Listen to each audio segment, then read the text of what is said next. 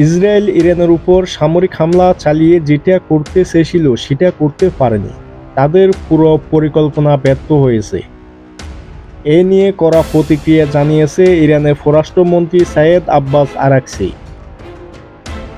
তিনি স্পষ্ট ভাষায় বলেছেন, ইসরায়েল ভেবেছিল তারা ইরানকে দুর্বল করে দেবে, কিন্তু এবার ইসরায়েলকে আমাদের বিজ্ঞানীরা দেখিয়ে দিবে ইরান কি করতে পারে। এই বক্তব্য অনেকে বলেছেন ইরান এবার সরাসরি যুদ্ধ না করে তাদের বিজ্ঞান ও প্রযুক্তি দিয়ে জবাব দিবে, আর এটা ইসরায়েলের জন্য বড় একটা চিন্তার বিষয়।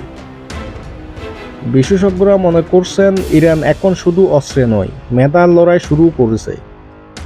এখন দেখার বিষয় ইসরায়েল কিভাবে এই বার্তার জবাব দেয়। ইরান যদি প্রযুক্তির দিক দিয়ে এগিয়ে যায় তাহলে ইসরায়েল আমেরিকার জন্য বড় দুঃখ সংবাদ আছে। মধ্যপ্রাচ্যে ইরানের একক রাজত্ব থাকবে। নিউজ ডেস্ক, আন্তর্জাতিক দুনিয়া।